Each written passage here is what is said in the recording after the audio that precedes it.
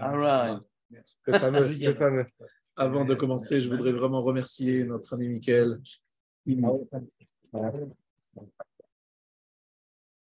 Toute l'année et jusqu'au dernier jour, il est là et il motive, il relance le rave, il relance les élèves. Voilà, jusqu'à 120 ans, bonne santé, et beaucoup de ses filles et sa femme. La mère aussi. De sa femme, de Hachem, que des bonnes nouvelles, de Hachem, Chazak. Bravo. Nous allons prendre un petit peu une Gemara dans le Gitin, d'après Andrea Moudbet.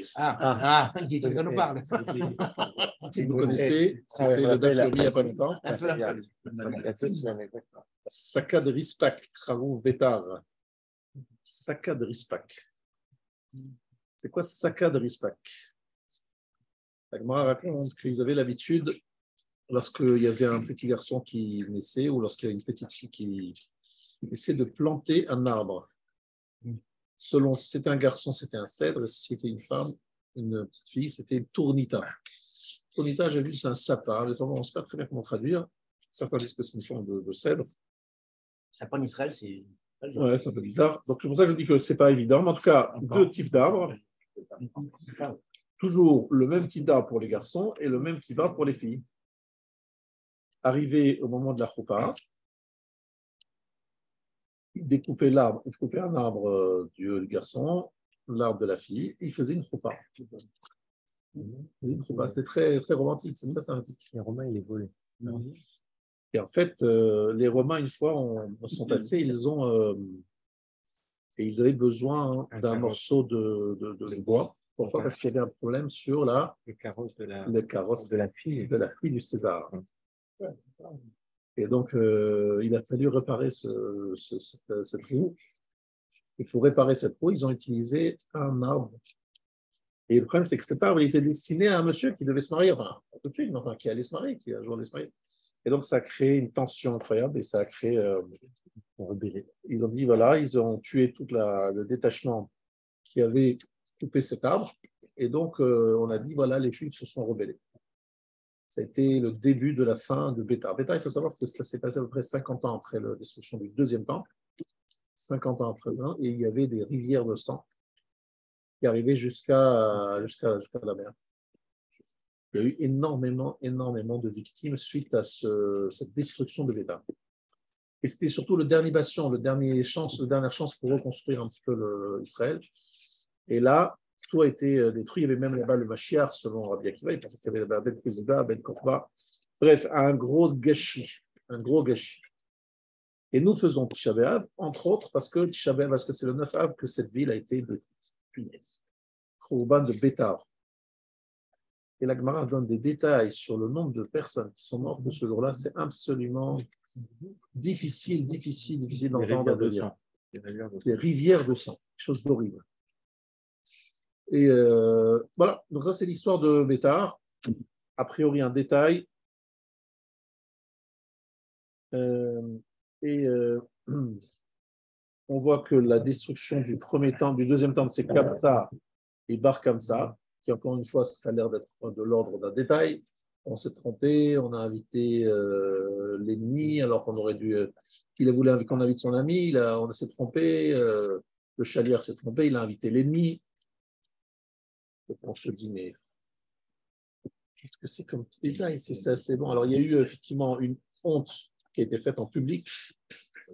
Cet homme, il a été humilié en public parce qu'on l'a sorti du repas. On lui a dit, voilà, dehors. Il y avait là-bas des chachamim qui auraient pu s'interposer, personne n'a rien dit. Et on a donc sorti quelqu'un en public, c'est-à-dire on a fait honte à quelqu'un en public. Ce monsieur qui a voulu se venger est allé voir le César et il a dit, les Juifs se rebellent contre toi. Et ça a été de nouveau le début de la fin de la destruction du second temple. Et comme le rappelait ce matin, d'ailleurs cette semaine, le Rav Saline sur la dernière, la destruction du second temple n'a été possible que parce qu'il y avait des dissensions internes. Il y avait de quoi tenir 21 ans de siège. Il y avait des réserves pour 21 ans de siège. Les Romains se seraient découragés et sont repartis. Et qu'est-ce qui s'est passé? Il y a eu des Juifs qui ont commencé à se... Il y a eu des tensions pour changer. Et suite à ces tensions, ils ont mis le feu aux réserves. Excusez-moi. Ils ont mis le feu aux réserves de nourriture, aux réserves de bois, bref. Une catastrophe. Lorsqu'on est uni, tout est possible. Et lorsqu'on est en marloquette, c'est souvent le début de la fin. Début de la fin. C'est pas dans le dos quand même. Ah, ça fait pas dans parce qu'en ce moment, c'est pas la Et en plus, pendant ces jours-ci. Exactement. Exactement. Cette terrible opposition, ça fait la peine. Beaucoup de peine. Pour rien, effectivement, pour rien. C'est un peu une désinformation absolument horrible. Des fois, j'ai envie de. C'est vrai que c'est vraiment, ça fait droit dans le dos. Mais en fait, l'origine, c'est pas tellement la réforme de la justice ou pas la réforme de la justice. On a bien compris que derrière tout cela, il y a une volonté de. En fait, je vais vous expliquer ce qui se passe. Déstabiliser. La Torah, nous considérons que la Torah ne doit pas être mélangée à des questions qui ne concernent. La Torah, elle doit se tenir en Israël, soutenue. Elle ne doit pas se mêler en vérité politique. Elle ne doit pas se mêler politique. C'est pas son truc. Pardon? C'est se mêler à l'argent, se mêler à la politique automatiquement. Ouais, c'est pas facile. C'est après ça. Miflaga. Miflaga, le Rav disait, le Rav disait, Miflaga, Milachon Plaga, Dora Pelaga. C'est quoi un Miflaga? Miflaga, ce sont des partis. Mais Miflaga, c'est pas la plague. C'est un morceau de séparation. Ouais. Ça exacerbe les différences. Non, je pense comme ci, non, je pense comme ça. Alors, c'est le Shem Shamaim. Marloquet de Shem Shamaim, mais c'est loin d'être le Shem Shamaim. Donc, c'est une erreur. C'est une erreur. Ça crée des coupures, des césures profondes dans le peuple. Et c'est vraiment désolant de voir ça. Mais la Torah, elle est fondamentalement politique. Elle est que politique, là. Puisqu'en fait, elle dirige un pays. A priori, il n'y a rien d'autre besoin que la Torah pour diriger un pays. Alors, on est d'accord que la Torah devrait diriger le pays. Ce serait David Ameler ou un de ses descendants qui devrait le diriger. Mais quand ce n'est pas le cas, c'est-à-dire que c'était les descendants de David Ameler, donc comme ce n'est pas le cas, il faut que la Torah se mette de côté, qu'elle fasse ceux qui veulent nous solliciter, les rabbins, ils peuvent nous solliciter, ceux qui ne veulent pas solliciter, ils vont ailleurs. Ils ne vont pas à se mêler à chaque fois de sujets qui ne sont pas les nôtres. Tant qu'on n'a pas reçu de la part de la Kadosh Baruch Hu de nouveau les clés de l'État et de sa direction, il faut rester, il ne faut pas énerver, exciter, créer des tensions. Il faut rester dans son coin. Donc, en tout cas, on ferme la parenthèse. On voit ici que les tensions entre nous, c'est ce qu'on voit dans Kamsa et Bar Kamsa, ont créé une véritable destruction. Je vais vous raconter une histoire qui est écrite par le Rav David Schreiber et Gabay à Kupataïr. C'était avant le mariage de sa fille. Il cherchait à acheter une dira, un appartement à Bnei Brak. On sait qu'à Bnei Brak, les appartements sont très chers parce qu'il y a beaucoup de demandes. Et comme c'était tellement cher, finalement, ils étaient prêts à laisser tomber. Ils ont dit on n'y arrivera pas, c'est beaucoup trop cher. À ce moment-là, il y a quelqu'un, un ami qui l'appelle et qui lui dit il y a un appartement à vendre, vraiment un prix vraiment sacrifié. Allez voir vite l'appartement. Donc, ils visitent l'appartement, ça leur convient, ils vont l'acheter, mais la Kala visite l'appartement, elle dit non, je ne veux pas l'acheter. Pourquoi? Parce que dans cet immeuble, il y a une copine à moi, qui est un peu une vieille fille, qui n'est toujours pas fiancée. Elle va me voir arriver avec mon khatan, ça va lui faire de la peine. Et en plus, elle a une sœur qui est plus grande qu'elle, qui encore plus, elle n'est pas mariée, elle aussi, ça va lui faire la peine. Donc moi, je ne suis pas prête à m'installer avec mon khatan dans une maison, dans un immeuble où tous les jours, elle va me voir, elle va dire oh, bon, elle est mariée, ma copine, et moi, je suis toujours pas marié. Bon, trouver cette idée un peu bizarre. Ils sont allés voir Rav Keneski pour lui demander qu'est-ce qu'il pensait de cette problématique. Et le Rav Keneski, qui n'est pas du tout son habitude, il a commencé à réfléchir. Il n'arrivait pas à trouver la réponse. Et finalement, vous savez ce qu'il a dit? Il a dit c'est une question trop difficile, allez la poser à Rav Steinman. Ils sont allés voir Rav Steinman et Rav Steinman, même chose, même réaction. Il réfléchit, il a du mal à trancher. Finalement, il dit non, c'est elle a raison là, il ne faut pas faire de peine à quelqu'un. Non, c'est pas. Non, faut pas. Faut pas de peine, donc il ne faut pas acheter. Alors, encore une fois, je vous rappelle, à Bnei Brak, c'est très cher les appartements. Et là, c'était vraiment un prix cassé. Un coup de fusil. Donc, voilà. Et donc, finalement, ne pas le faire pour ne pas faire honte à quelqu'un. Bon, il a rappelé son copain, il dit voilà, écoutez, on renonce. Alors, à un moment, le copain dit écoute, je te propose quelque chose, tu l'achètes comme un investissement. Tu l'achètes comme un investissement, ta fille ne va pas y habiter, donc voilà, il n'y a plus de problème, tu peux l'acheter. Ils sont allés retrouver Rav Steinman, ils lui ont redemandé, il a dit d'accord, si ce n'est pas lui qui habite, c'est pas de problème. Donc, ils l'ont acheté. Le temps qu'ils s'y installent, les deux sœurs, elles étaient fiancées, et donc ils ont pu habiter. C'est peut-être ça qui a provoqué leur mariage. En tout cas, sachez que c'est une histoire qui m'a beaucoup marqué parce que ça montre le niveau d'exigence morale, éthique, spirituelle d'un peuple. Vraiment, Et prêt au sacrifice. Prêt à un sacrifice d'argent très important pour ne pas faire de la peine à quelqu'un d'autre. Franchement, chapeau. Franchement, bravo à Shreino, maintenant quelqu'un qu'on a dans notre peuple, des gens comme ça. Tu es des gens de grande qualité. Et écoutez ce qu'il a dit, le proche de Raphaël Kanevski. Il a dit je vois Raphaël Kanevski tous les jours. Je le vois qu'on lui pose des questions de dîner nefashot. On débranche pas, etc. Il tranche en 2 minutes. Il tranche en quelques secondes. Et là, sur un sujet qui paraît vraiment, mais vraiment pas compliqué, de basique, etc., il a pris du temps, il hésite, il n'arrive pas à trancher. On ne comprend pas, en fait, Et vous devez savoir qu'en fait, il y a une grande question qui est posée par nos commentateurs. Si je vous demande pourquoi le Beth Amikdash a été détruit, vous savez, vous allez tous me dire Sinatrinam. Pour le deuxième, le premier, vous allez me dire Avodah Zarah, Giluyarot, Shukhodami, vous allez me dire ça. Pourtant, la Gemara, elle a l'air de dire autre chose. En tout cas, elle dit ça, mais elle dit aussi autre chose qui a l'air contradictoire. Qu'est-ce qu'elle dit? Elle dit chez Midou Dinehem al Din Torah. Il y avait la queue devant les tribunaux. Chacun était makpid. Ça me revient, je ne laisse pas passer ma main un centime. Je veux payer jusqu'au bout, je veux obtenir ça. Il y avait des queues devant le tribunal rabbinique. Avant, il n'y avait pas d'autre chose que le tribunal rabbinique. Il dit cette chose-là, cette akpada, ce truc, c'est parce que l'ohémidou d'ivraie, ils n'ont pas laissé la place à l'ifni mishoadanim. Din, la rigueur. On veut que ce soit. Quel rapport entre ça et la sinatrinam gratuite? Quel rapport entre ça et Avodah Zarah, Gilo Yariot Shukhodami? La réponse Rabotai. Mida keneged mida. Hachem, des fois, il dit bon, c'est pas grave, je laisse passer, je suis à terre.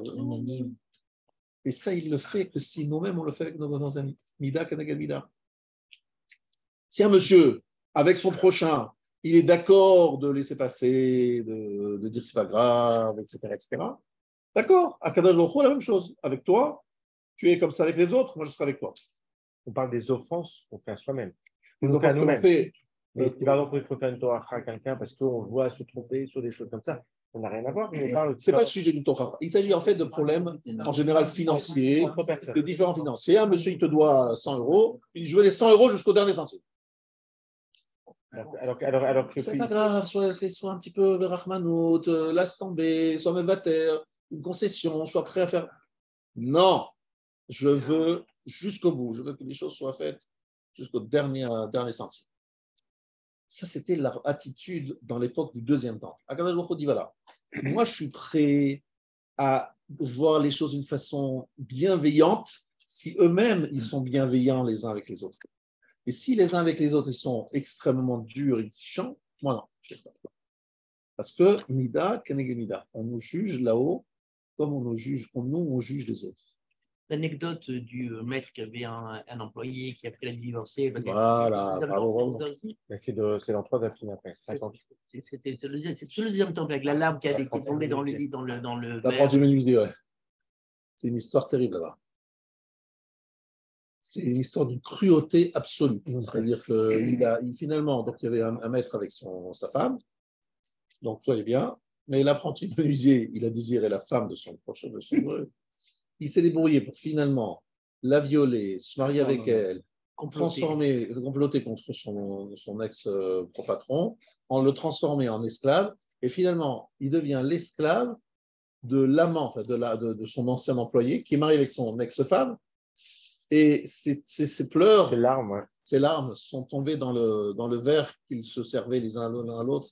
Ils étaient en train de manger en amoureux et de boire en amoureux. Et vous imaginez, lui, le sentiment de l'ex-mari et l'ex-patron. Il voit son ex-employé qui est marié avec son ex-femme et il les sert en tant qu'esclave. Dans sa propre maison. Dans sa propre maison. C'est une horreur, c'est une cruauté absolue. Quoi. Il a porté à lui faire un prêt. Il a demandé pour qu'il fasse un prêt, Voilà. pour qu'il ne puisse pas rembourser. Voilà. C'est une longue histoire, je l'ai fait courte, effectivement. Mais pour ça, vous vous expliquer combien il y avait une sorte de cruauté. Et cette cruauté à Kadosh Baruch Hu, il dit Mida Keneged Mida. Vous êtes cruel, vous laissez rien passer. Ben, moi aussi, je serai Mida, Din. En Israël, c'est Rahmanim. Et voilà, en plus, c'est Rahmanim. Ça fait peur. Hein. Ouais. La nuit, devant la route, son gosse, comme ça, au milieu de la route, c'est pour Israël. Et ouais. Avec les voitures. Alors, je vous donne tous ces éléments parce que je pense que c'est important que maintenant on va commencer vraiment le shiur, si vous voulez bien. Nous avons dans cette Gemara, dans Gittin, un certain nombre de descriptions. Et nous avons par exemple la description assez détaillée de Titus. Vous savez très bien comment ça se passe avec Titus. Il rentre dans le Saint des Saints. Alors, donc c'est un petit peu dans la Gemara, je commence la Gemara un peu avant. Rabbi Yochanan, Nunva Amudbet. 56. On voit qu'en fait, Rabbi Yochanan Ben Zakkai, il a un problème avec des gens qui sont dans sa ville, dans Yerushalayim. Rabbi Yochanan Ben Zakkai, c'est le Gadol Hador, hein, c'est pas monsieur tout le monde, hein, le Gadol Hador, l'élève de Hillel. Il y a des émeutiers. 80 élèves, il avait Hillel. Sans doute la yeshiva la plus extraordinaire que le monde n'a jamais eue. Où le meilleur, c'était Yonatan Ben Uziel, et le dernier de la classe, c'était Rabbi Yochanan Ben Zakkai. Le dernier de la classe, c'est devenu le Gadol Hador. Et il avait comme élève Rabbi Eliezer, Rabbi Yoshua. C'est les élèves de Rabbi Yochanan Ben Zakkai. Pour dire un peu le niveau. Et Rabbi Yochanan Ben Zakkai, il a des problèmes avec des birionim. Une sorte de rebelles, des jeunes. Alors voilà, maintenant tu un penses. peu tumultueux. Alors le problème, c'est que lorsqu'on dit birionim, on traduit voyou. Mais moi, je te dis, de quoi ils avaient l'air des voyous. Moi, je n'ai pas de la photo, mais je peux t'imaginer ce que c'est des voyous. Ce n'était pas du tout ce que tu penses, les émeutiers des banlieues. Ce n'est pas du tout le style. C'était des gens avec des grandes barbes, des grands chapeaux et des grandes péotes qui avaient décidé de tenir tête à Rabbi Yochanan Ben Zakkai, pas aux Romains, Rabbi Yochanan Ben Zakkai, qui avait dit il faut mettre le drapeau blanc, il faut se rendre, il ne faut pas faire.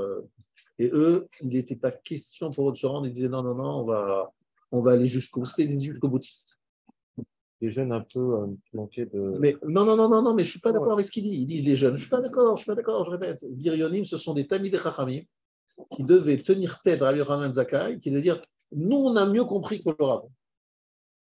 Et ils avaient des théories pour justifier ce qu'ils disaient. Et Rabbi Yochanan Ben Zakkai, tout en étant aujourd'hui le Gadol Hador que nous connaissons tous, à son époque, il avait du mal, vraiment des problèmes avec ses contemporains. Les gens ils disaient non, on n'est pas d'accord, il ne faut pas se rendre, il faut aller jusqu'au bout, se battre, sortir de Jérusalem et les tuer. Bref, ils avaient une approche très différente. Donc Rabbi Yochanan Ben Zakkai finit par sortir de Jérusalem à ses jours. Et là, je vais vous lire un Perush Hatsoum de Rabbi Pinkus. Il se trouve que la Gemara rapporte la discussion qu'il y a entre Rabbi Yochanan Ben Zakkai et le général romain qui est de l'autre côté. Donc, il est sorti en faisant semblant d'être malade, d'être mort après, et il est porté par ses deux élèves. Et il arrive en face donc, de ce dignitaire romain et il lui dit, il l'acclame comme étant le roi. Vive le roi, quoi. Il lui dit bravo, monsieur le roi. Et en fait, lui, il est parti pas du tout content. Il dit mais de quoi tu te moques de moi. Tu m'appelles roi alors que je ne suis pas. Et à ce moment-là, Il y a un messager qui vient de Rome et qui lui annonce qu'il est le roi. Et à ce moment-là, il dit, mais comment tu le savais? Il dit, c'est un passouk. Alvanon be'adzir yipol. Le Levanon, c'est quoi le Levanon? C'est pas le Liban. Le général, Non, Levanon. qu'est-ce qu'on a vu dans la Levanon, comment vous traduisez? C'est quoi le Levanon? Non. Alors, le Liban, oui, mais c'est pas dans le sens de la Gemara, non. Levanon, c'est. Non. Zebet Amigdash.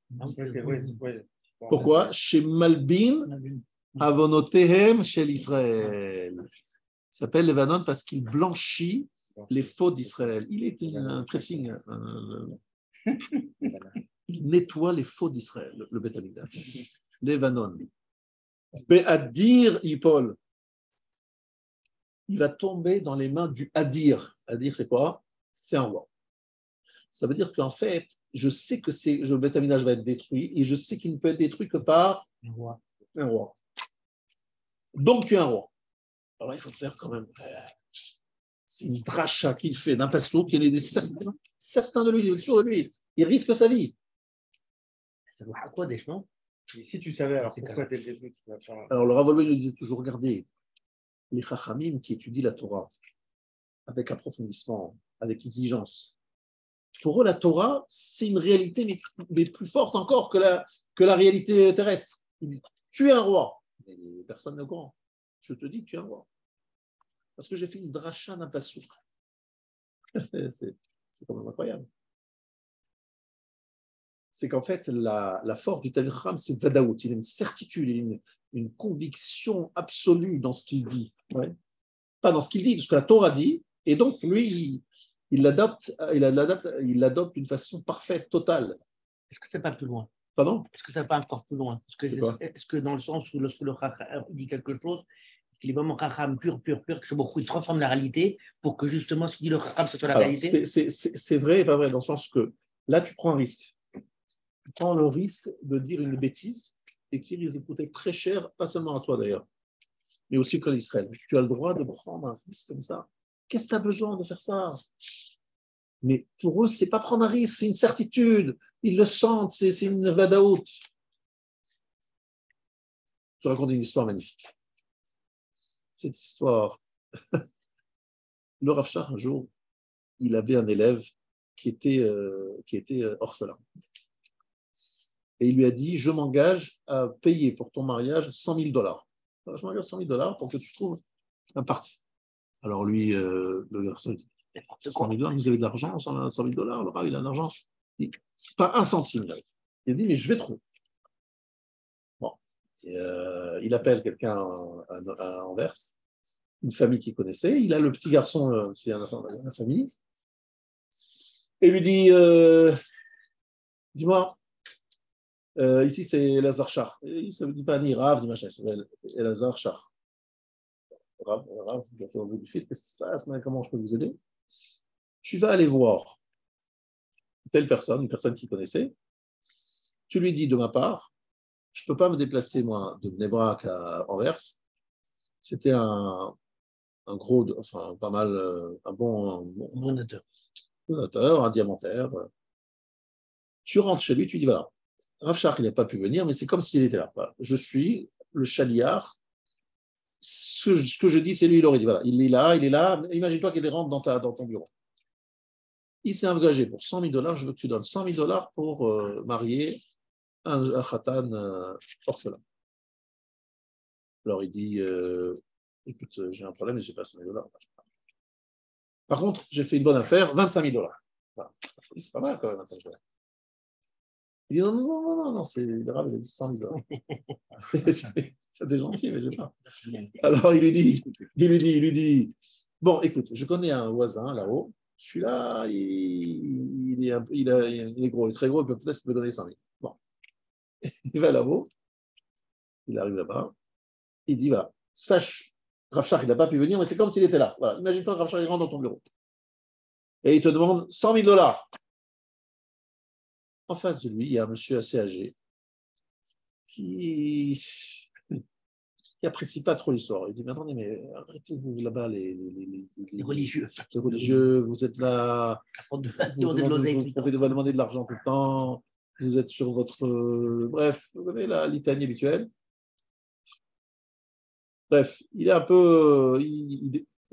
agacé. Non, mais ce n'est pas la personne qui vient les solliciter. C'est le monsieur qui est en face, qui est ton visiteur. Il écoute. Il lui dit, monsieur, je ne vous ai pas parlé, je ne vous parle pas à vous, s'il vous plaît, restez sur le côté, je parle à monsieur qui est là en face de moi.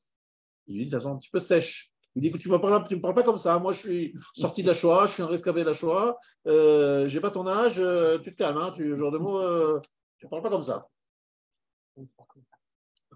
Alors, il lui dit, excusez-moi, monsieur, je ne l'ai pas pris, mais franchement, je parle à... Il dit, mais vous êtes bien rescapé de la Shoah? Votre femme, ben, elle est morte à la Shoah. Et vos enfants? Là, j'avais 6 enfants, tous au âge. Évidemment, c'est vrai que ça fait de la peine, on entend ça, excusez-moi, machin. Il lui dit, mais écoutez, je vais vous dire quelque chose. Vous connaissez le Maharsha? Le Maharsha, il dit que lorsqu'on va monter dans le ciel, on va nous poser des questions, ça la Gemara le dit. Et une de ces questions, c'est à Sakta Bepriyaveria. Est-ce que tu t'es occupé de faire Priyaveria? Est-ce que tu t'es marié? Ah oui, je suis marié. Non, à Sakta Bepriyaveria, ce n'est pas que se marier. C'est lorsqu'il y avait un Khatan, Yatom, sans moyen, un Kala, c'est maintenant, est-ce que tu étais mitasek le Priyaveria? Mitasek, ça veut dire que ce n'est pas que seulement toi tu t'es marié, c'est que tu t'es occupé que d'autres puissent se marier, les personnes qui ne peuvent pas se marier, qui puissent se marier. Est-ce que tu as aidé les personnes à se marier? Est-ce que tu leur as donné les moyens financiers pour se marier? Ah, c'est quoi ce genre de question ça? Il a sorti le Maharsha, la Sakta Bepriyaveria, que c'est ça le Pshat, c'est pas que se marier soi-même, c'est faire en sorte d'aider les gens. Ça, très bien. Il dit, écoutez, eh bien finalement, ce monsieur âgé, la Shoah, il dit, je paye les 100 000. Donne les 100 000. 100 000, vous êtes sûr? Vous êtes sérieux? Oui, 100 000. Ils vont, alors, ce n'est pas la peine de donner 100 000. Il y a un monsieur d'en bas qui a donné 25 000. Donnez 75 000. Non. Il dit non, ou 100 000 ou rien. Donc on se retrouve avec 125. 125. Ce moment-là, c'est Barbu, il prend 125. Alors il discute avec celui de 25, il dit à 25, s'il vous plaît, celui de 25, non, mais je veux le donner, l'autre, c'est une bête avec, chacun veut donner. Le 25, il veut donner 25, l'autre, il veut donner 100. Et finalement, celui qui a 100 000, il accède, le 25, il va lui trouver un autre khatan pour redonner. Bref, c'est ça là, c'est comment ça se termine. Alors, c'est bien. C'est extraordinaire ce qui s'est passé. C'est qu'il a voyagé en Israël, ce monsieur. Il a fait connaissance avec le Khatan, sur lequel Rav Shach s'est engagé à 100 000 $. Il a fait connaissance avec la Kala, qui elle aussi était orpheline. Et il a dit, écoutez, je vois que et le Khatan et la Kala sont orphelines. Maintenant, sachez, chaque fois que vous devriez faire une bar mitzvah, un mariage, je paye. Je paye. À part les 100 000 $. Et après, c'est ce qu'il fait. Il achète un deuxième appartement pour qu'on le loue et que les revenus rentrent là. Je veux juste vous étudier toute votre vie, tranquillement, c'est moi qui paye tout. Combien d'enfants ils ont eu, ce couple? Vous avez deviné? 6 enfants. 6 enfants. 6 enfants qu'il a perdus pendant la Shoah et 6 enfants qu'il a aidés à mettre au monde en participant aux frais de ce mariage. Sakta Bepriyaveria. Et je vous dis ça, vous savez pourquoi? Parce que Rav Shach, je l'ai bien connu. Enfin, j'ai connu.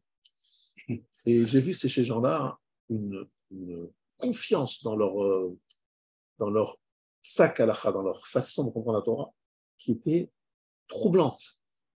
Qu'est-ce que je veux dire? Une sorte de force. De certitude. De certitude, voilà.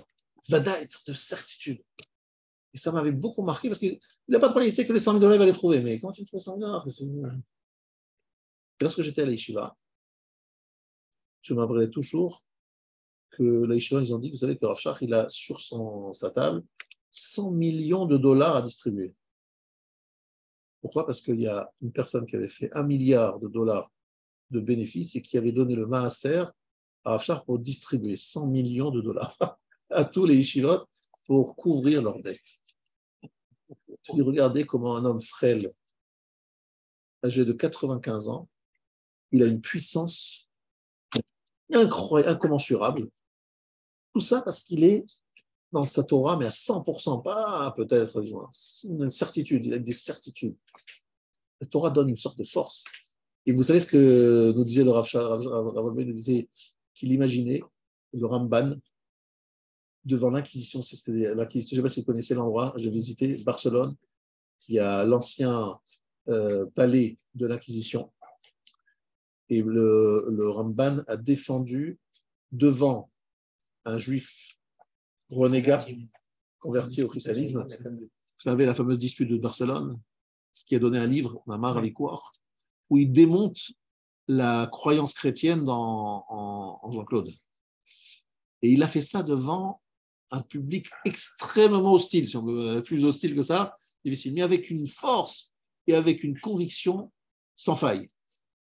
Et le Rav nous dit, mais d'où on prend cette force, cette conviction? D'où on prend ça? Ce sont des gens qui sont dans une certitude convaincue. Ça, c'est Rabbi Yochanan Zakkai. Rabbi Yochanan Zakkai, il y a un truc qui est bizarre, c'est que suite à cette remarque où finalement il montre qu'il est très puissant, juste après, il montre une grande faiblesse a priori. Pourquoi? Parce qu'il y a l'histoire du fût avec du miel. Je vous raconte l'histoire. Donc le roi, enfin le roi, l'empereur romain, lui dit: pourquoi vous n'êtes venu que maintenant? Pourquoi vous venez que maintenant? Qu'est-ce qui se passe? Pourquoi vous avez tardé? Il répond, Rabbi Yochanan Zakkai, les birionim, les voyous, les gens, voilà, j'ai une opposition interne là-bas. Ils ne voulaient pas. Ils ne m'ont pas laissé. Et là, il lui dit une phrase bizarre. Si tu as un fût de miel et qu'il y a un serpent autour du fût de miel, n'aurait-on pas brisé le fût pour ou à cause du serpent? Réfléchissez 2 minutes. Vous avez un fût de miel et autour il y a un serpent. Qu'est-ce que vous faites pour accéder au miel? Tuer le serpent, on repère le miel. Ou tuer le serpent. C'est ça. Tout à fait. Mais vous ne faites pas ce qu'il dit. Briser, casser le fût, c'est une folie, parce que si vous cassez le fût, bah, le miel, il va s'écouler partout. Alors c'est vrai, le serpent, il servira, il aura plus, il sera déboulé. Enfin, le serpent, on n'a pas besoin de serpent. Vous voulez récupérer le miel, pas le serpent. Ishti qui s'est tué lorsqu'il lui a fait cette remarque bête. Il s'est tué. On m'a dit, mais il aurait dû lui répondre. Il aurait dû lui dire. Rabbi Pinko, c'est quelque chose d'extraordinaire qui est al-Khal Maaseh Adayom. Il dit non, ce n'est pas une allégorie. Je sais. Alors, non, d'abord, l'allégorie, c'est la suivante. C'est que, évidemment, le serpent, ce sont les birionim, ce sont les voyous qui s'opposent à Rabbi Yochanan Zakkai. À l'intérieur, le miel, ce sont les juifs de Jérusalem et le Beth Amikdash, qui sont le miel à récupérer. Et ceux-là, ils sont sur le fût. Donc, qu'est-ce qu'il faut faire? Casser le fût, mais ça ne veut rien dire. Et là, en fait, Rabbi Yochanan Zakkai, il entend dans la bouche de ce roi, qui n'est pas un idiot, une phrase bizarre, complètement hors contexte, complètement folle, et il se dit, cette phrase, c'est Hachem qui me l'envoie. Et il déduit de cela qu'Hachem lui dit, ne demande pas, parce qu'après, évidemment, l'empereur romain est très impressionné par Rabbi Yochanan Zakkai, il dit, demande-moi 3 choses. Est-ce qu'il demande Jérusalem? Non, il ne demande pas Jérusalem. Il demande Yavne, il demande de quoi nourrir et de quoi guérir Rabbi Tzadok à Kohen. Rabbi Tzadok, qui était Kohen aussi, Rabbi Tzadok. Et une 3e chose. Sauver la ville de sauver Yavne. Sauver Yavne pour pouvoir en fait sauver le Sanhedrin. Message. Pardon? Les enterrements, je crois. Non. Parce qu'ils voulaient reconstruire, de nouveau repartir. Il y a une base. Non, oui. Shushilta de Rabban Gamliel. La descendance de Rabban Gamliel qui est la descendance de David Ameler. C'est les 3 choses qu'il a conservées. Il dit en fait, il a entendu dans cette voix, parce que des fois vous entendez des gens qui ont fait une remarque, qui, n'ont absolument pas de raison de dire telle chose, et ça ne correspond à rien. Cette remarque, elle n'a pas de raison d'être. Si ce n'est qu'Hachem vous envoie. Des kélim, quoi. C'est juste des kélim. Exactement. C'est comme si Hachem vous envoie un message. Il utilise des trucs bizarres pour que ça t'interpelle et que tu entends le message. Vous entendez ça? Est-ce que des fois, vous n'entendez pas des phrases? Mais pourquoi ce monsieur m'a dit ça à ce moment? Ça a l'air bizarre, ça n'a pas de rapport. En fait, c'est un message qu'Hachem vous envoie. Vous n'avez jamais fait ça dans votre vie? Vous n'avez jamais vu cette expérience? Moi, j'ai eu cette expérience dans la vie. C'est impressionnant. C'est des tinocs qui m'interrogent. Voilà, des fois le tinoc qui donne un passo, machin. Et là, c'est un empereur, c'est pas n'importe qui. Et c'est un idiot. Il ne va pas donner à une idée bête de casser le fût. Il veut lui dire que le fût, il est mort. C'est ça y est, c'est fini, il n'y a plus rien à. C'est terminé. C'est ça qu'Hachem lui dit. Hachem lui dit le fût, il faut le casser. C'est en fait, il n'y a rien à faire. Il n'y a rien à récupérer. Rabbi Yochanan Ben Zakkai, sans doute, il a compris que le monde était un petit peu, qu'il fallait, comme vous dites, Lisette, il fallait un peu effacer pour pouvoir reconstruire. Tout était un peu vermoulu, abîmé. Et regardez ces deux enseignements incroyables au moment du Khurban. Apprendre, savoir écouter les messages qu'Hachem nous envoie sous une forme très spéciale, très particulière. Et avoir vadaout, une sorte de certitude. On est dans la Torah de ne pas avoir de doute. Cette force, elle est incroyable. On l'a vu pendant la Shoah, des gens résister dans les camps de la mort à des situations incroyables avec une certitude. Mais attendez, mais Hachem, il t'a laissé tomber. Et voilà, c'est les camps de la mort. On est avec les nazis. Tu vas mourir d'une seconde à l'autre. Ça y est, t'es fini. Ça y est, laisse tomber. Là, ça y est. C'est un peu ça que beaucoup de gens se sont dit lorsqu'ils étaient dans ces camps-là. Il y en a d'autres qui sont restés durs, comme du fer, comme du roc. Ils ne se sont pas laissés aller. Non seulement ils ne sont pas laissés aller, ils sont sortis. En sortant des camps, ils avaient plus de émouna qu'avant d'y rentrer. C'est ça qui est incroyable. Vous imaginez ça? Avoir plus d'émouna en sortant qu'en y entrant. Pardon? C'est énorme. C'est incroyable. Parce qu'en fait, c'est la logique inverse. C'est de se dire, si on s'acharne tellement sur le peuple juif, c'est que le peuple juif, il a vraiment un rôle absolument exceptionnel. Et aujourd'hui, il suffit d'aller voir à l'ONU. Franchement, faites cette expérience. Pas la peine de me croire sur des... Allez à l'ONU et demandez-leur un peu un historique sur les 10 dernières années. Quel est le pays qui a le plus de résolutions? 75 dernières années, vous pouvez même remonter depuis la création. Vous pouvez monter depuis la création de l'État d'Israël. Vous allez vous rendre compte qu'il y a un déséquilibre total dans le traitement qu'a l'ONU sur les crises internationales et les tensions internationales. Et vous allez vous rendre compte qu'Israël est pointé du doigt d'une façon extrêmement régulière, mais en permanence même, alors que d'autres pays qui font des choses bien pires, ils font, entre guillemets, Israël fait rien de grave, d'accord, mais imaginons, selon leur chita, qu'il y a des fois des petits Palestiniens qui ne devraient pas mourir et qui meurent. Ça n'a rien à voir avec un Bachar el-Assad qui tue avec des trucs, qui a dénié. Je dis, mais c'est pas possible, il y a un problème, il y a un problème. Donc, qu'est-ce que tu vois ici? Tu vois ici un des signes de la Shgacha près de la Kadosh Baruch Hu. Il nous montre, regarde, le peuple juif, il n'est pas comme les autres. On attend de lui des choses qu'on attend de personne d'autre. Donc, c'est un Gilouï Shechina. Qu'est-ce que je veux dire? C'est un dévoilement incroyable.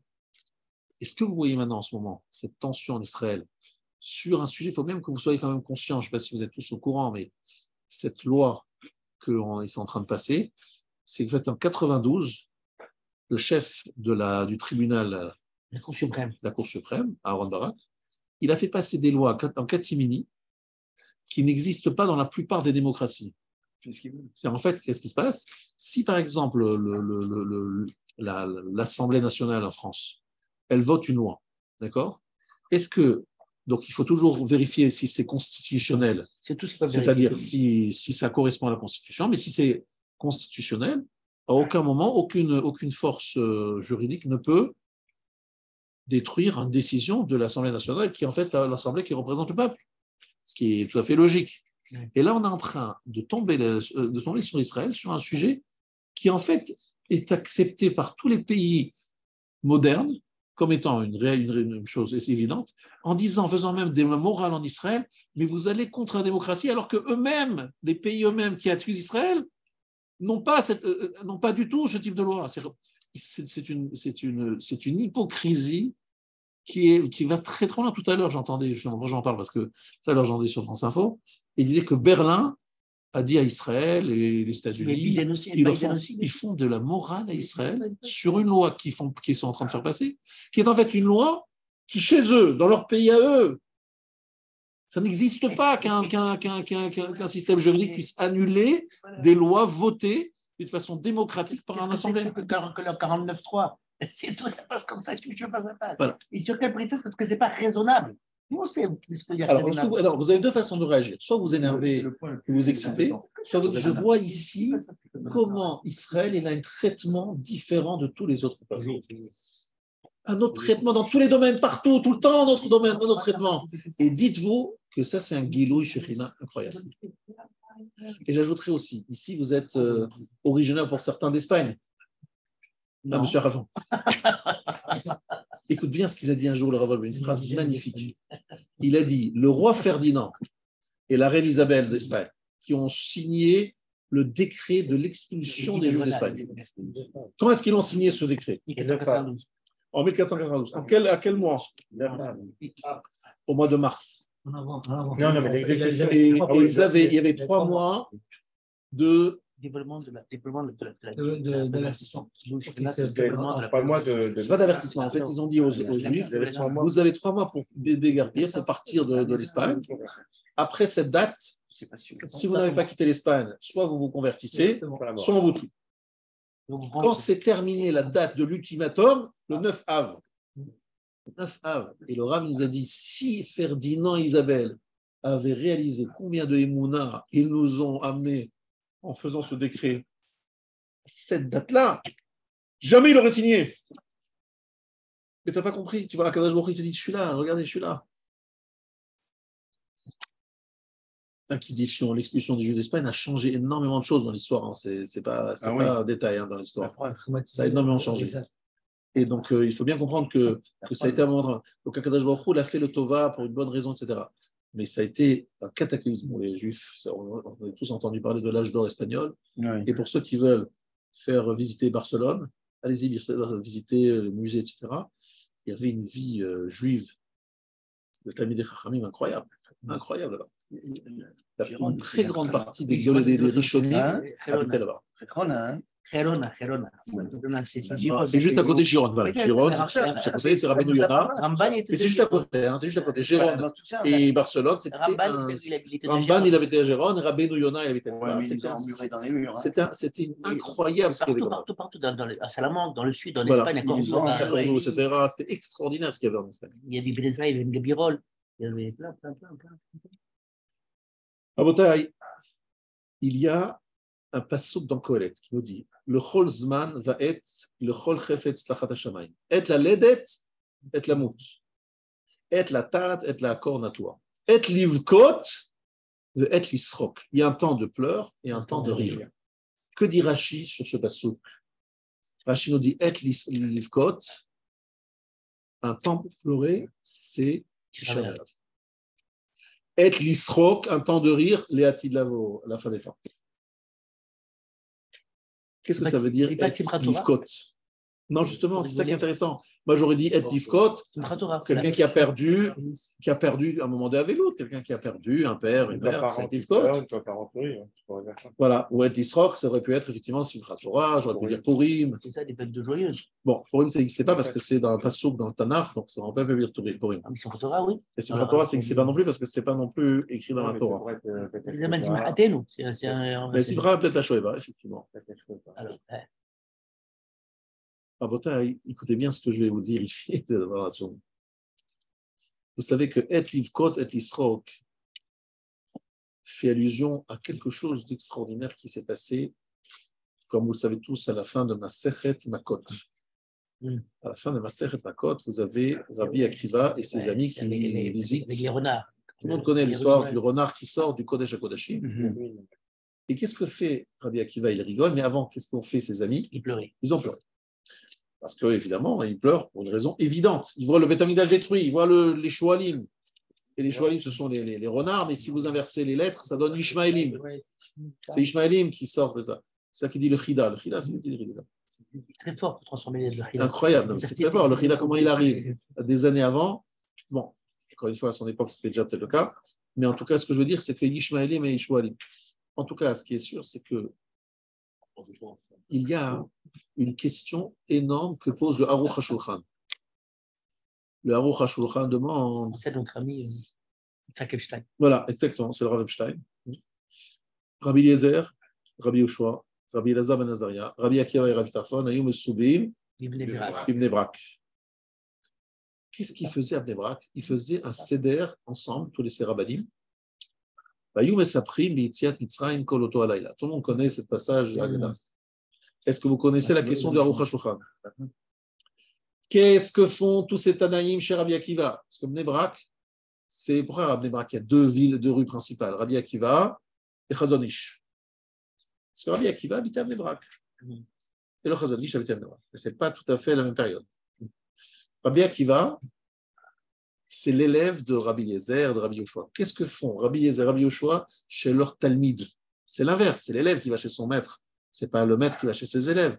Qu'est-ce que font Rabbi Yezer, Rabbi Yoshua, cela chez Rabbi Akiva, qui est leur élève? Question de Rabbi Tarfon, de Aruch HaShulchan. Réponse de Aruch HaShulchan. Non. Vous savez pourquoi? Je pense Vous avez une réponse? Du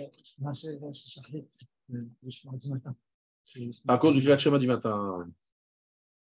Non, ce n'est pas la réponse que donne le Aruch HaShulchan. Aruch HaShulchan dit, c'est parce qu'en fait, ces personnages ont accepté le psak halacha, la décision de leur élève Rabbi Akiva. Rabbi Akiva, il a rigolé lorsqu'il est sorti du Beth Amikdash, détruit. Et ils ont dit à la fin, Akiva nichamtanu, Akiva, tu nous as consolés. Ça veut dire qu'ils ont accepté ce que Rabbi Akiva dit. On rigole. Et pourquoi Rabbi Akiva, il rigole? C'est quand même bizarre. Il n'y a rien à rire. Pardon? La destruction deuxième, c'est l'étape avant la reconstruction du troisième. Donc, alors en fait, Rabbi Akiva, il est Netzachek pour une raison très simple. La Gemara nous raconte que l'échange s'est fait de la façon suivante. Lorsqu'il les a vus pleurer, il leur a demandé pourquoi est-ce que vous pleurez? Et eux, ils ont répondu, pourquoi est-ce que toi tu ris? En fait, c'est bizarre comme discussion, franchement. Pourquoi tu pleures, pourquoi tu ris? Enfin, c'est pas ça. En fait, il leur a dit comme ça. Je vous ai vu pleurer, l'écart animé de Sachek, c'est pour ça que je rigole. En vous voyant pleurer, je dis, je peux rire. Ça veut dire qu'en fait, la Bechia et Livkot, les gens ils se demandent qu'est-ce qu'il y a de spécial à faire à Tisha B'Av? Pourquoi les gens s'ennuient à Tisha B'Av? Parce qu'en fait, qu'est-ce qu'il y a à faire à Rosh Hashanah? Je vous demande, qu'est-ce qu'il y a à faire à Rosh Hashanah? Il y a Tchofar, Moussaf de Rosh Hashanah qui est spécial, Tfila, Bekavana, etc. Vous avez quelque chose à faire à Rosh Hashanah. Qu'est-ce que vous avez fait à Tisha B'Av? Les keynotes. Bon, les keynotes, on s'endort, on est là. On ne prend rien, on ne sait même pas ce qu'on dit. C'est quoi le travail à faire à Tisha B'Av? Pleurer. Alors, la rasera, c'est sûr, mais pleurer. Vous allez me dire, mais la prière, ça vient ou ça ne vient pas? Ça ne vient pas. Et si ça ne vient pas, qu'est-ce que je fais? Je n'ai pas envie de pleurer. Je suis à Tisha B'Av en train de regarder sur mon portable les heures passées et surtout se rapprocher l'heure, la date de mon départ en vacances. Donc je me dis, quand est-ce que ça va finir cette race-là de Tisha B'Av?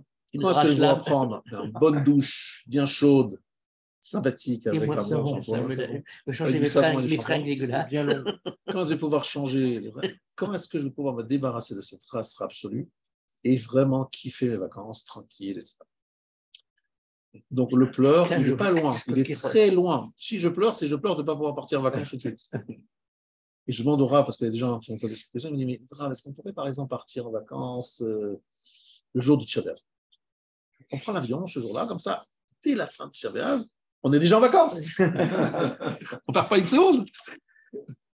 Je leur dis, écoutez, si vous cherchez dans la halakha une interdiction de voyager le jour de Tisha B'Av, vous ne trouverez pas.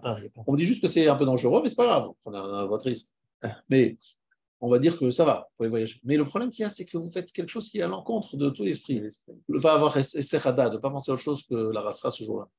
Là, vous êtes là avec vos valises, vos machins, avec des vacanciers, tu vas, les bruits de l'aéroport, tu vas, tu machin. Bon, c'est pas du tout l'ambiance de Tisha B'Av, on est d'accord.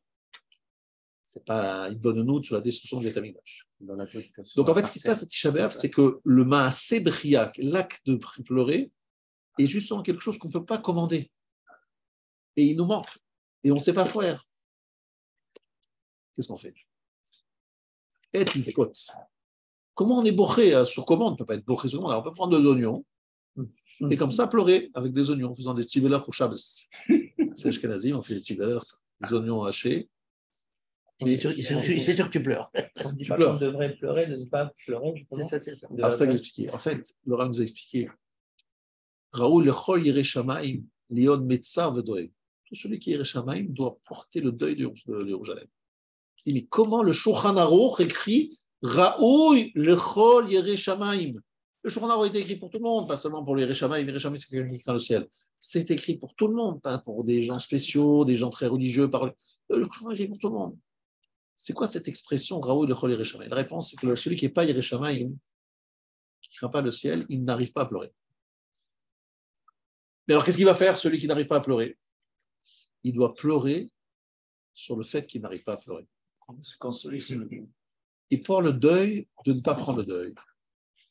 Parce qu'en fait, le fait de ne pas prendre le deuil est révélateur d'un problème profond qu'il a en lui.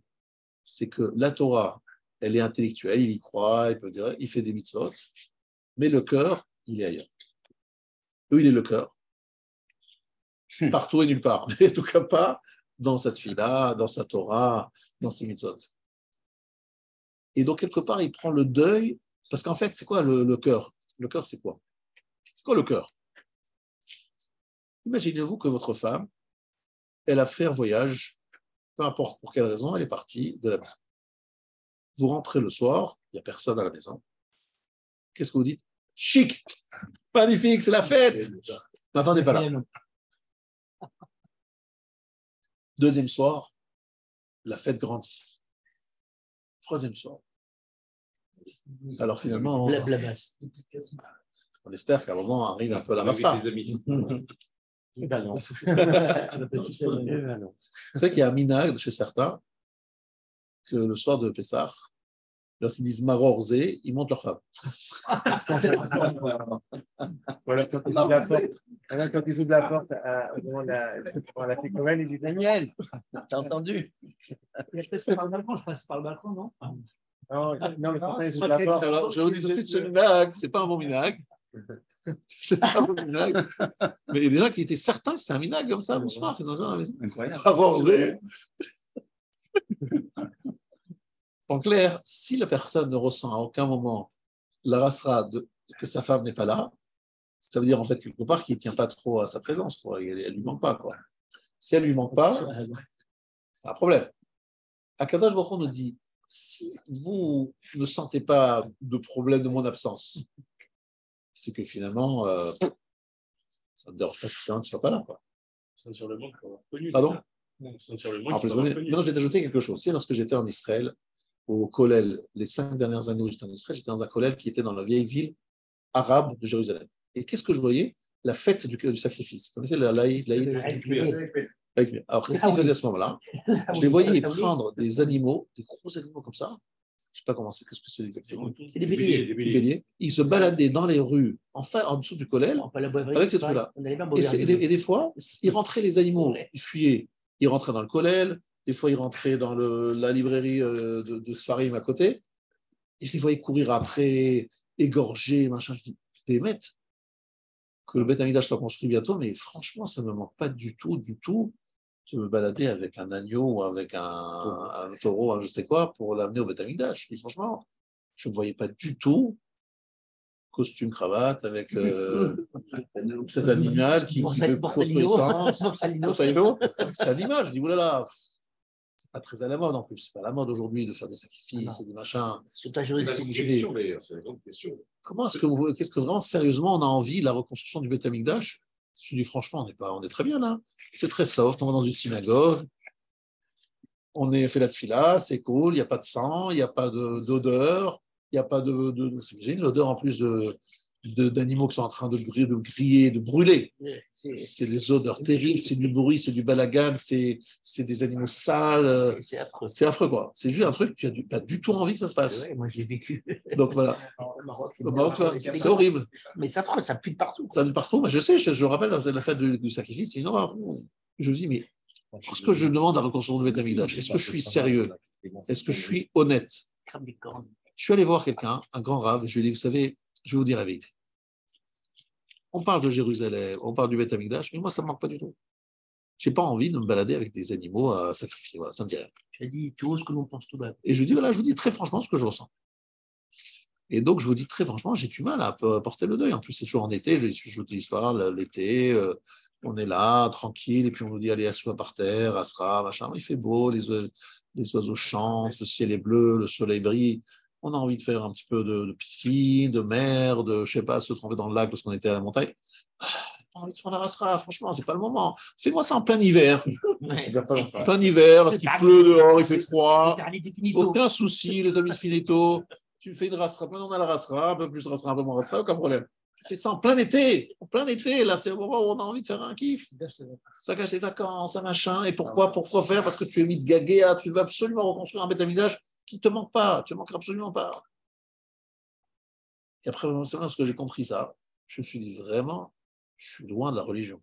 Parce qu'en relisant la Shemon Esrei, Vetechezena et Nenu Beshuvcha Letzion Berachamim. Ensuite, Ouvne Yerushalayim Irakodesh, Kodshecha, Et Tzemach David Avdecha Me'atatzmiach. Et combien de psukim, de filotes pour la reconstruction du Beth Amikdash? Et ça, franchement, tu te dis, bon, ça, c'est pas c'est pas trop. La part de ça. Veten Beracha, Veten Talmata Livracha, ça oui. Refoua Shlema, oui, Refoua Shlema. Mais l'histoire de Kab Shofar Gadol, Rérouté Nouramenout en Israël, peut-être, certains sont. Mais pourquoi? Donc finalement, j'ai demandé à Sora, je dis voilà, écoutez-moi, je suis un hypocrite. Je vais répéter et demander des choses dont je n'ai absolument pas envie. C'est horrible. Me forcer à demander un truc qui ne me manque pas, et non seulement qui ne me manque pas, mais je n'ai pas envie que ça arrive. Quoi. Et je suis allé plus loin. Je dis en fait, si vraiment vous êtes logique, vous les rabbins, dans ce que vous dites, là j'étais très jeune à ce moment-là, je lui ai dit, mais monsieur le rabbin, en vérité, vous me dites qu'on est loin, qu'on ne fait pas des mitzvot comme il faut, qu'on fait des avérots, etc. Donc, quelque part, je n'ai pas envie que le Mashiach vienne maintenant. Parce que s'il vient maintenant, ce sera solde de tout compte et on va faire les comptes. Et a priori, je n'ai pas de raison de penser que tout est parfait. Donc, je n'ai pas envie qu'il vienne. Laissez-moi le temps de faire tchouva, de réaliser, etc. Donc, finalement, vous me demandez de pleurer pour un truc dont je n'ai absolument pas envie et qui, en même temps, pourrait me desservir. Il m'a dit, tu as bien dit. Tu as raison. C'est pourquoi tu pleures et tu demandes la reconstruction du Beth Amikdash. Eh bien, j'ai retrouvé un texte que je vous ai déjà lu il y a longtemps, page 55, vous n'oublierez pas la page, du premier volume d'Alécho, dans lequel il décrit la voix qui est sortie de la bouche du Rav Yosef Karo, la nuit de Shavuot, et dans lequel cette voix, elle dit, si vous saviez, une des phrases qui est écrite là, si vous saviez la souffrance que je ressens, moi, la chérie, je suis jeté dans la poussière. Personne ne s'intéresse à moi. Vous savez combien je souffre? Jamais vous ne pourriez même sourire d'aujourd'hui jusqu'à votre mort. Impossible de sourire, tellement le tsar est grand pour moi. Et en plus, ce tsar, il vient de qui? Il n'a pas à cause de qui? À cause de vous. C'est vous qui m'imposez ce tsar. Moi, la Shekhinah. Et moi, je fais des milliers de... Prends le tsar de la Shekhinah. C'est quoi le tsar de la Shekhinah? La souffrance de la Shekhinah, de la présence divine qui est en exil. Franchement, je ne parle pas du tout. Donc arrive Tisha B'Av, je m'assois, comme tout le monde, et je me dis, mais je vais faire quoi pendant 24 heures là? Je vais pleurer quoi? Des sacrifices qui sentent mauvais, l'odeur du sang, l'odeur de la viande grillée, pas grillée, brûlée. Je vais pleurer quoi? La venue d'un Mashiach qui va me dire, ouais, bon, qui tu es par rapport à Moshe Rabbeinu, je suis en chômage technique, vous imaginez bien. Demain, vous avez Rabbi Akiva ou le gars de Vina, on me passe, vous n'allez pas m'écouter, vous allez dire, il est gentil, mais bon. Rabbi Akiva, il prend la place, il donne un chiot comme il faut, elle ne va pas se raconter d'histoire. Je serai en chômage technique. Donc pourquoi j'aurais envie que le Mashiach vienne? Pour le tsar de la Shekhinah. Alors là, franchement, je n'ai rien à foutre. Et à ce moment-là, il faut pleurer. Parce que si tu n'as rien à foutre du tsar de la Shekhinah, c'est qu'en vérité, tu es un juif à un pourcentage moyen. Oui, mais il faut pouvoir pleurer. Mais c'est ça qu'il faut comprendre.